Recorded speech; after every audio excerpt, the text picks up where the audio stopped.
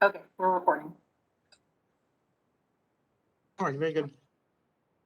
Welcome everyone to today's presentation about AERMOD Wizard 1.06, which we released recently, and the new features in this version.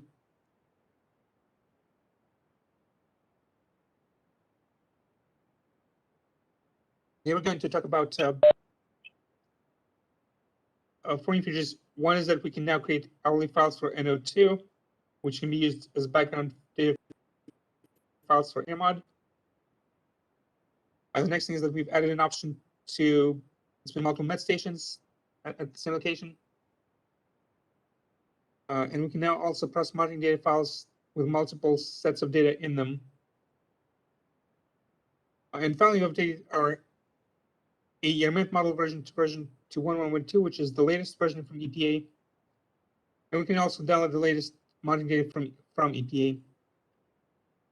And on the final item, AERMOD 1.1.2, the latest version only contains bug fixes from EPA. It doesn't contain any new features.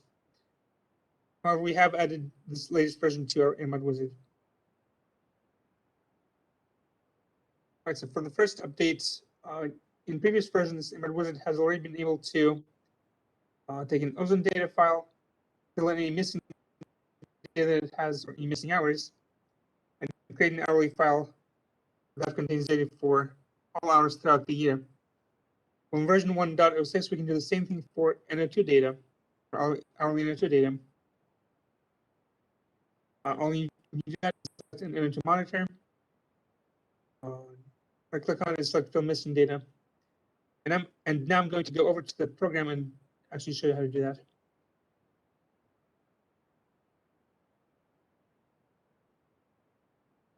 So I'm going to go ahead and display the monitors.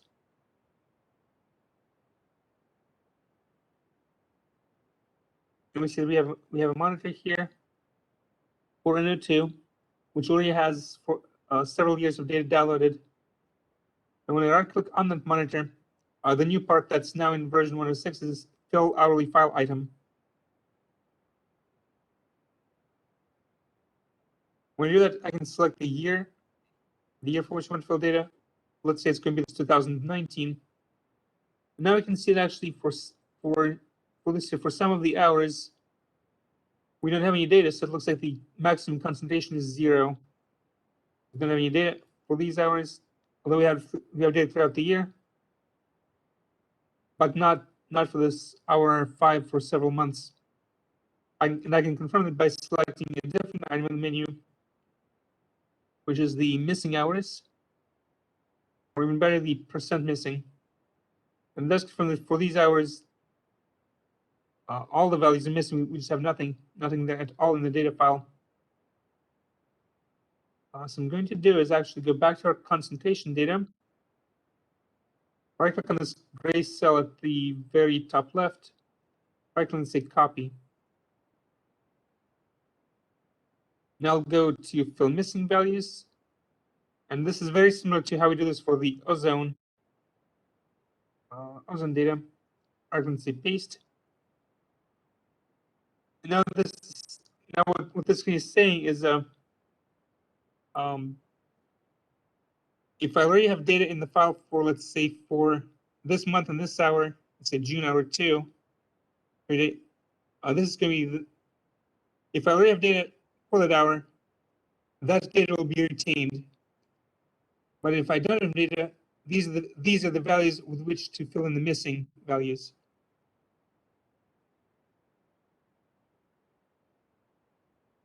So in the data hours which have values, those values will be retained. If they don't have values for a particular hour, we'll fill them in with these numbers. So you can go and add a bunch of numbers here. Let's say it's going to be 2015, 12, and 20 again. For August, for any days that don't have data for hour 5, we will fill that in with the value of 12. So now with that done, I'm going to go ahead and say write with filled values. And Wizard will ask me where to save the file. I'm going to go and say save it in this location.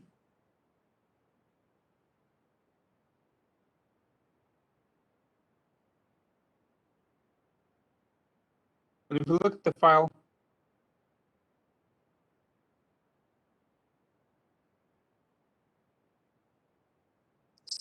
so again, this file has all our background data for Internet 2. So let's say if we look at August and any day with hour 5, we should now see the value of 12.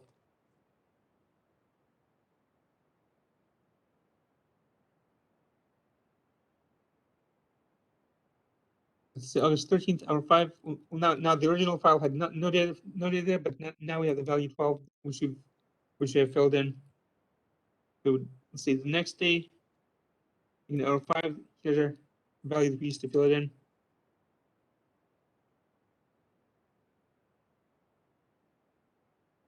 Where did the 12 come from that you used to fill in the data?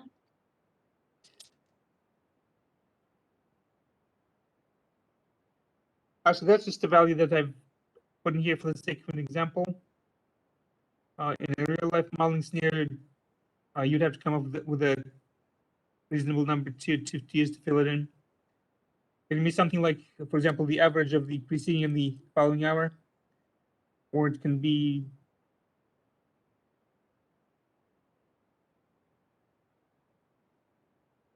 or maybe you want to put in some other value. This is a value that in a real modeling scenario you would have to come up with the value that you want to use to fill it in. You use something like the average of the preceding the following hour, or you could put in something else. I just made up this number for the sake of an example.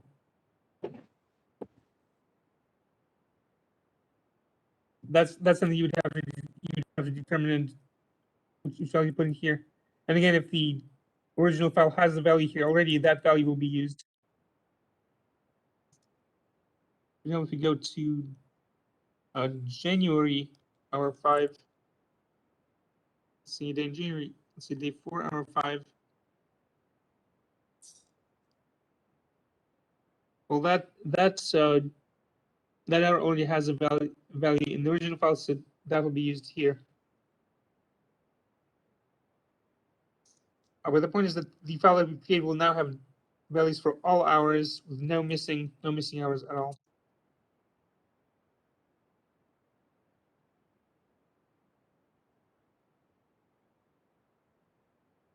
Are these the pre-filled data? Was it just like averages or something for the month for each hour?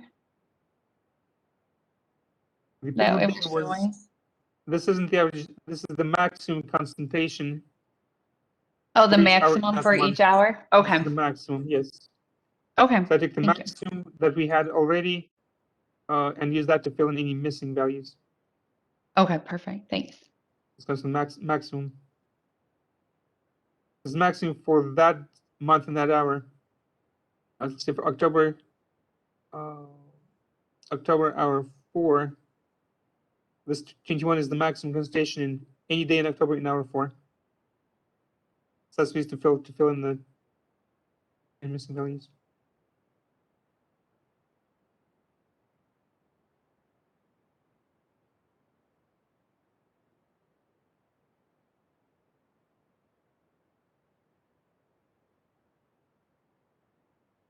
Okay.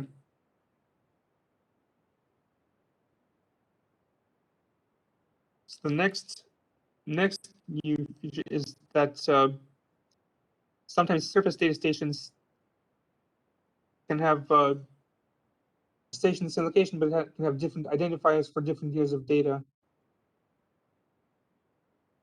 Or sometimes the service station moved a little bit, now it has a slightly different location. And again, in previous versions of AERMOD Wizard, we'd only display one of those stations in the program. Now we have an option to display all of them, and also to select which stations you see on the screen. So let me go, in case that's so confusing, let me go ahead and go back to the program. And I'm just going to go ahead and display surface stations. And I'm going to go ahead and zoom in a little bit.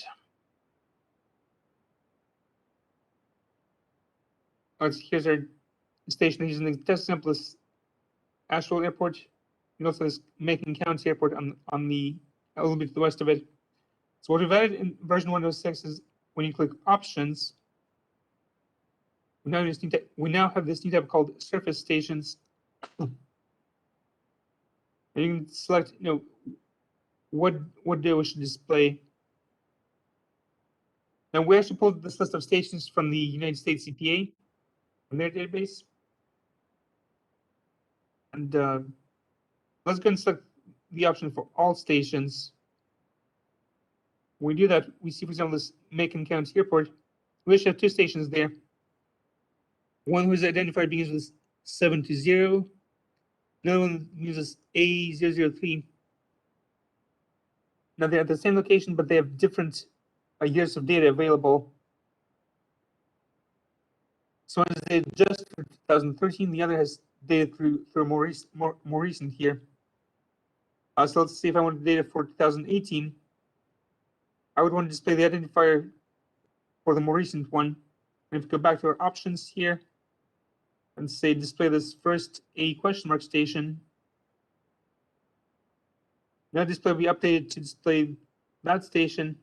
Now it's to be updated for this 2006 to the present. Now I can select this station and download data for it for, let's say, the year 2015 or 16.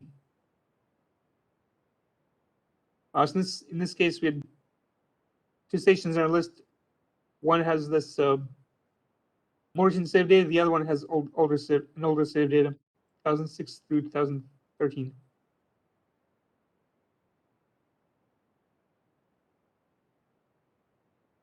Now, sometimes you can also see that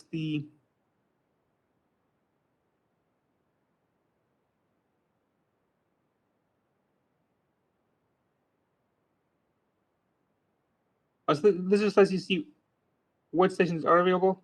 And sometimes they are slightly different locations. And then you can use the options screen again to select which one you would display and which station you would want to work with. I think that's the options button. And you can now go to service stations, and now you have several new options in version 106.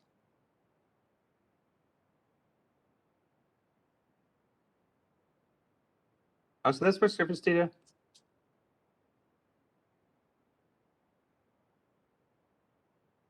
Now, another change regarding monitoring data is that sometimes the monitoring data file that you download, it actually has data for multiple monitors or multiple instruments that measure the pollutant at the same site. In this version, is previously AERMOD Wizard, I think, was using just the highest value for any hour that it saw in the data file, regardless of the actual monitor it came from. But now you get a choice of which one to use when processing the data. And for this, I'll go and show the example of how that works for PM 2.5. I'll now go ahead and display our monitors again and select PM 2.5. And here's a monitor. When I right click on it and say process monitoring data, I'll get the same choices that we had before, which is calculate the annual or 24-hour background values. And I'm going to go ahead and say calculate 24-hour. And now, as you can see, now we get a choice. Now which one is we have two monitors for this year. Now it says which values do you want to use. And I'm actually going to go through this a couple of times to show that there is going to be a difference. Let's say I want to use the values from the first monitor for all the years. And I would select that, use values from the first monitor. And now once you calculate the background values, there's going to be our average value, 14.83. So that's from the first monitor. I go through the scan and say select the second monitor.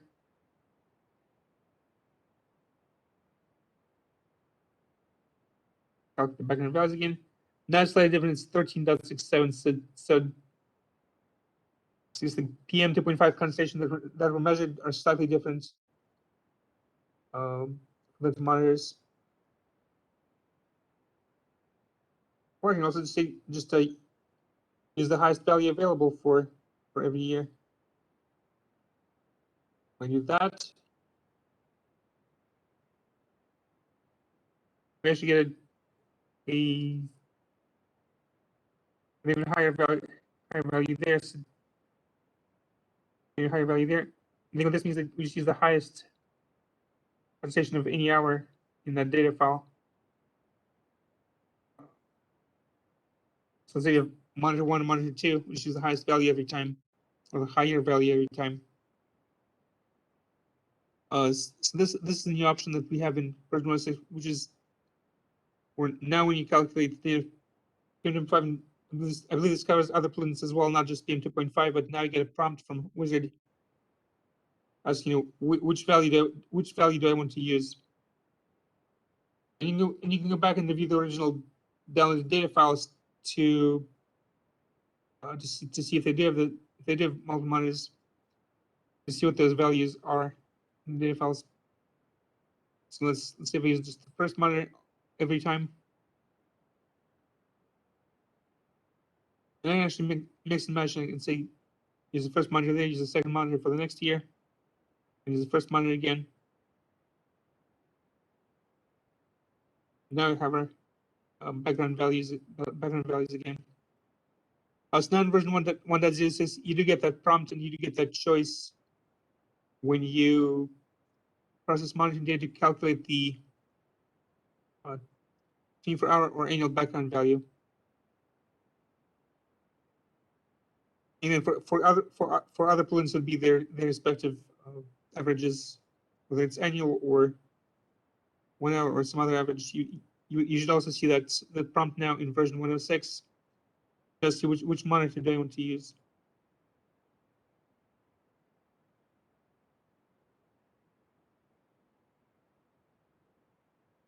On this, we updated our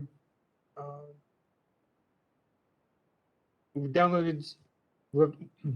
updated Wizard so you can now download the data for the available data for 2021, which is actually through May of 2021.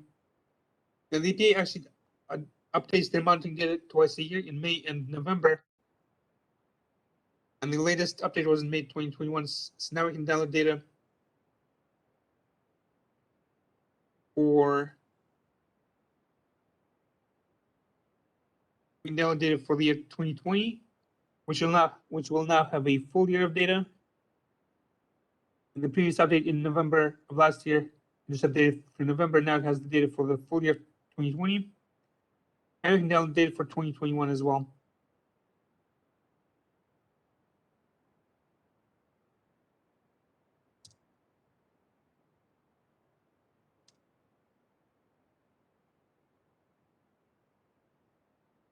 And if I do that, and if I look at the actual file,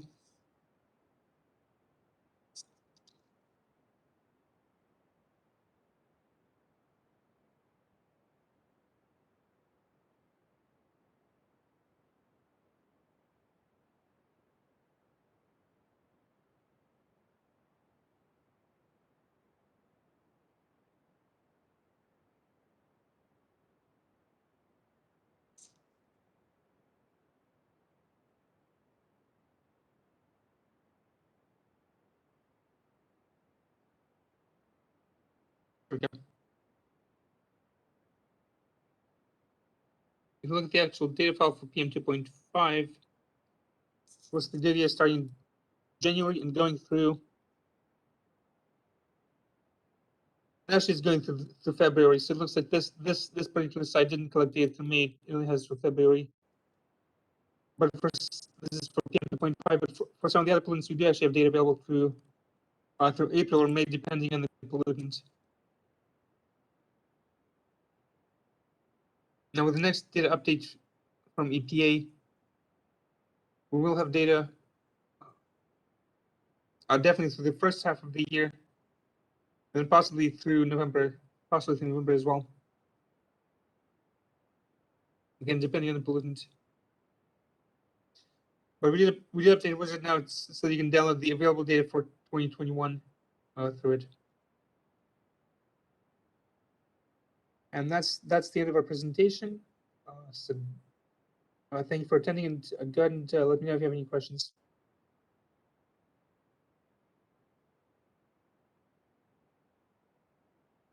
Is it possible to download like the 3-year averages or whatever is appropriate for the different pollutants for the monitoring data, like the 98th percentile or whatever for NOx and PM 2.5?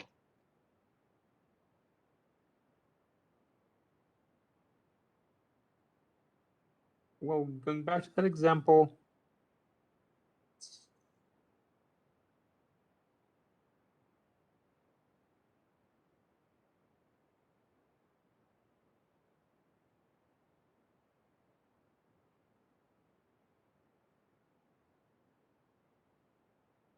going back to our PM 2.5 example, once AERMOD Wizard calculates these values, and first of all, let's go ahead and use the highest value. Calculate background values. Maybe I'll say the annual or this average. I think it's the background value by season. You can just copy this out of here and paste that into other software like Beast. This annual value, you just have to enter that one manually. But if it's great. Okay. values, you can just do a copy and then paste that into Beast software. Okay, nice. Same thing I with was the losing my background values connection a little for- bit earlier, so I missed that part. Thank you. Same thing with the monthly background values, if that's what you want to use. But no, if you use this average of the 3 years value, you just have to enter that manually. Great, thank you. Hey, Dimitri, this is Leslie. I had a question actually. For those sites that you were showing where there's more than one, record of monitoring for the same pollutants, and you have the option to look at like the first monitor or the second monitor or the highest of both monitors. How do I know what the first monitor is and what the second monitor is?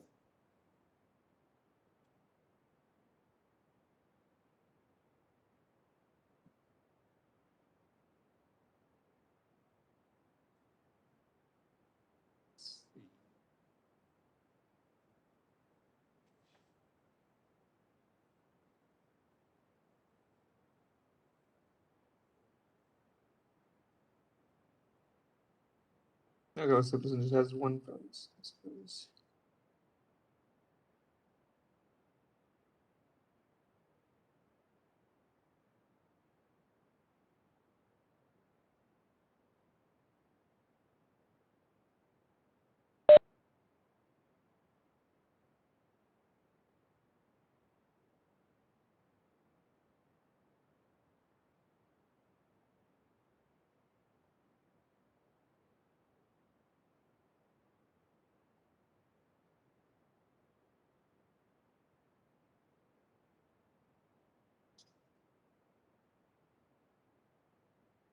I think you just have to go to the folder where we download all the monitoring data. You just have to examine that file. And the monitor, it's you see it's this column called POC. I think that's the actual monitor ID and location. So here we have monitor 1. Okay. We do have monitor 2. Okay, so that first monitor would be POC1 and the second monitor would be POC2? POC2, yes. That would be it in the file, yes. All right, thank you. Monitor 1 and 2 in the file. Okay. In the data file itself. And actually, if you go over here, let's see, to the one of the columns on the right, I was going to see if they have different descriptions, but it looks like they don't. Let's see.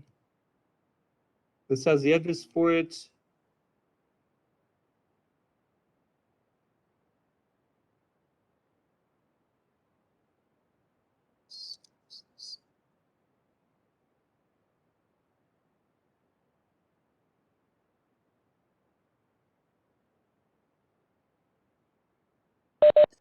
No, that's the That's same. I measured the thing, Take a little but investigating to figure out what the difference is between POC1 and POC2. I know that's not always clear. I don't see that difference recorded in the file. It looks like they have the same sort of description for how they recorded it. But you just have to go to the file. The POC1 is the first monitor. The POC2 would be the second one. Now in this file, it did say that they're at the same location and that it's the same.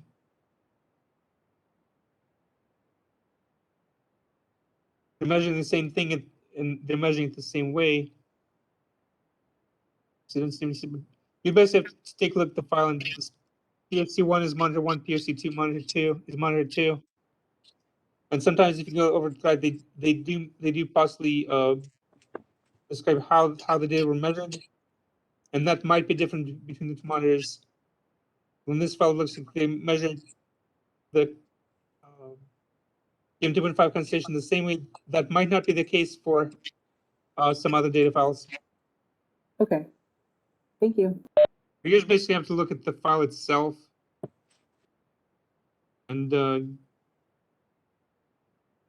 see the file tells you what that difference is between monitors 1 and 2. It doesn't fill in any gaps, right, with the second monitor? If you say start with monitor I 1 don't and think it so. was down for a month or something, you would just fill that in from the download of the second one then? No, I don't think it fills it in. No, Okay. unless you use that highest value setting, in which case it might. So I think going back to that. And that it looks hour by hour and grabs the highest one then, if you pick the highest? I believe so. Yes. Okay. So if you just use the highest value, then if one of them was, let's say, offline for a month, and the other one does have data, then would use the data from that second one, but only if you say that select the highest.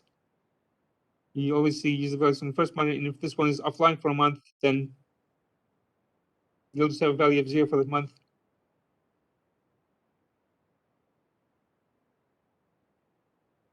So it'll fill in if you have use the highest value option. Okay. The same monitor for all the years, then it doesn't have data for part of the year, then you just don't have data for that part of it. Like let's say this July in the year 2014. I'm sorry, August in the year 2014. A portion of missing data here for about the first 3 weeks of August on this first monitor says missing. The thing with PM2.5 is that I think we get the data for each quarter, or we work there for each quarter. But in this case, we do have this gap for the August, about the first weeks of August. Then in the first monitor, if the second monitor has this data for this period of time, you say use the highest value, then it'll take it from the second one.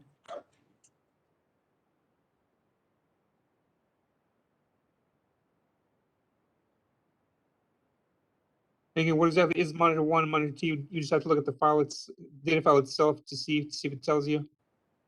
See if it tells you what the difference is.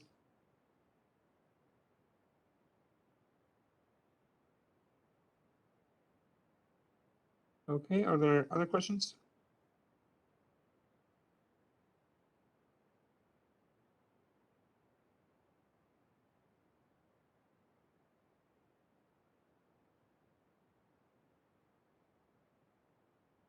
Okay, if there are no other questions, I think we'll go ahead and conclude this webinar, and thank you again for attending.